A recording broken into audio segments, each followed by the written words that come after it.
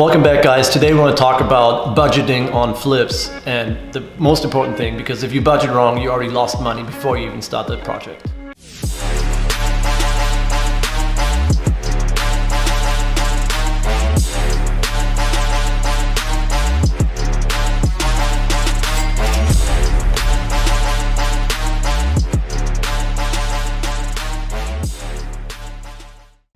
Welcome back, guys. My name is Max.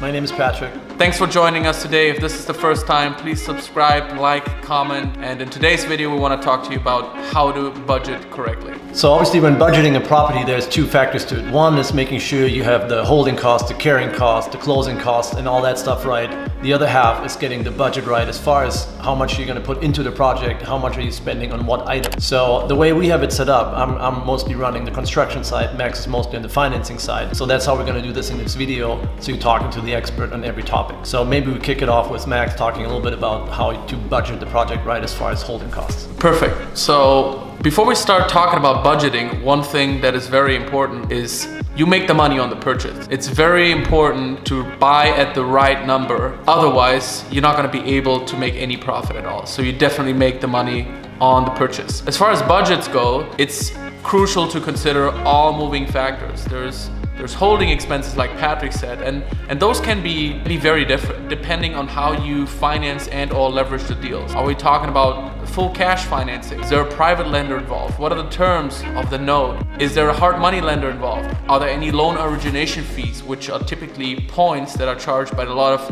hard money lenders up on closing, which means additional cash that needs to be put to the closing table in order to even start the project. There's fees for draws if it's a construction loan. Those got to be considered. And depending on which lender you work with, sometimes there's prepayment penalties. If the loan is paid off prior to the maturity, there's an extra charge for that. So the financing part and the leverage part is crucial to understand what are the costs involved as far as the cost of the capital outside of property taxes, insurance, and there's many other items that need to be accounted for from the very beginning in order to make sure that the numbers work.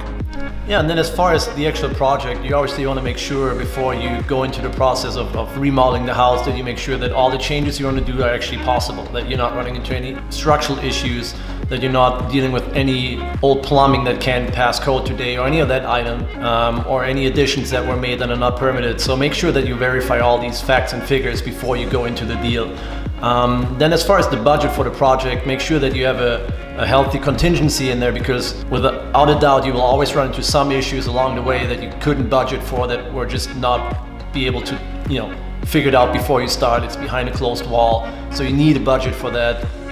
And don't ever shift that budget to something else. Don't upgrade the cabinets and think you can use that contingency money, because you might still need it. So make sure that you separate between what you have to spend and what you want to spend on the other side. And we typically budget like 5 to 10% as a contingency. Right, and make sure to never touch that, because that's really for the contractor, for any issues that he runs into. That's not for you to upgrade the design or because you see a nice tile you want to use, so you can use it for that. So that's very important. The other thing that's important, a lot of times when we see people put together their budget, they think of all the big items, and what's being missed are all the little things like house numbers, mailboxes, door levers, all those little things that add up to hundreds and thousands of dollars on a project, which ultimately will affect your bottom line.